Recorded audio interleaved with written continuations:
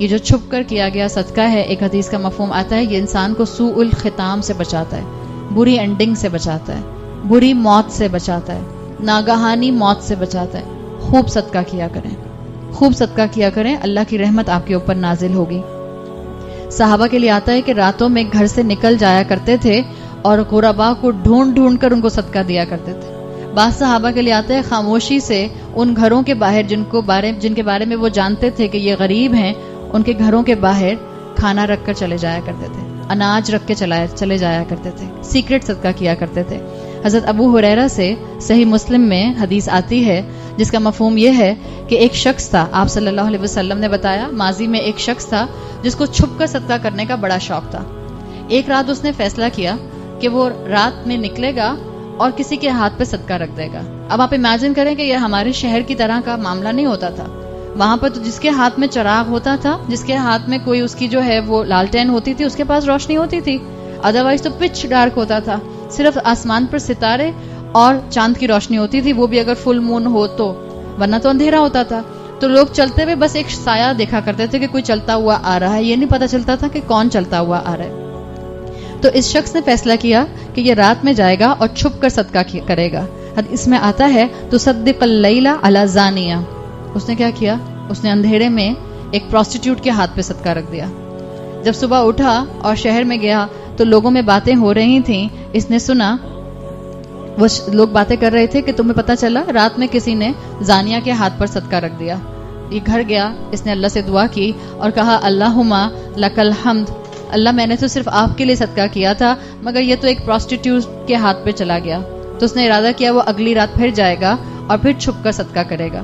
اگلی رات پھر گیا، اب جب اسے صدقہ کیا فاصبح یتحدثون تصدق علی غنی، صبح اٹھ کر پتا چلا کہ لوگ باتیں کر رہے تھے کہ ایک انونیمس انسان تھا رات میں اور آپس میں ہنس رہے تھے کہ لو بتاؤ ایک امیر کے ہاتھ پہ صدقہ رکھ کے چلا گیا۔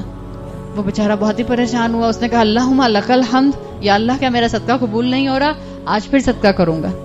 تیسری رات میں پھر نکلا اندھیرے میں اور خاموشی سے اس نے ایک ہاتھ پہ صدقہ رکھ دیا۔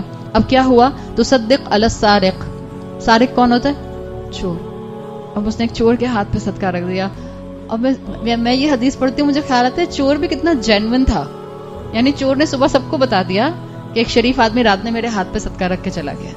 آپ اس حدیث کو پڑھیں تو آپ کو معاشرے کی خوبصورتی نظر آتی ہے، چور بھی صبح اٹھ کے بتا رہا ہے کہ کسی نے مجھے صدقہ دے دیا۔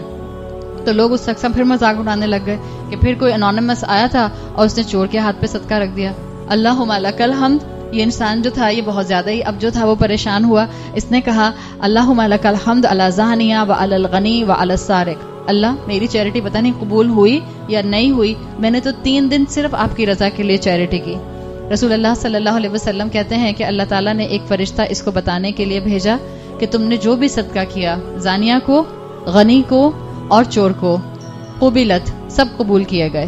اس لیے کہ آپ صلی اللہ علیہ وسلم کہتے ہیں کہ زانیہ کے ہاتھ پہ اس نے صدقہ رکھا، کیا پتا اس کا پیور مال، اس کا پاک مال اس زانیہ کو توفیق دے دیتا کہ وہ زانیہ آئندہ اپنے اس پروفیشن کو چھوڑ دیتی۔ غنی کے ہاتھ پہ صدقہ رکھا، وہ تو خود غنی تھا تو وہ غنی اس کو فردر صدقہ کر دیتا تو اس شخص کو دوہرا ثواب ملتا۔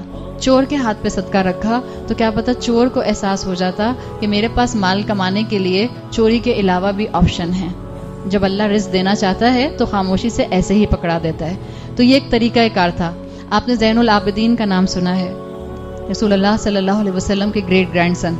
زین العابدین کے لیے مشہور تھا کہ ان کی موت کے بعد یہ بات ڈسکلوز ہوئی جو کتابوں میں ملتی ہے کہ ہر رات تقریباً 100 گھروں کے باہر مدینہ میں کوئی نہ کوئی کھانے کی چیز چھوڑ کر آ جایا کرتے تھے۔ بعض دفعہ بڑی بڑی بوری اناج کی اٹھا کے کسی غریب کے گھر کے باہر رکھایا کرتے تھے۔ وہ تو جب ان کا انتقال ہوا اور ان کو غسل دیا گیا تو ان کے شولڈرز کے اوپر بوری اٹھانے کے، بوجھ اٹھانے کے نشانات سے پتہ چلا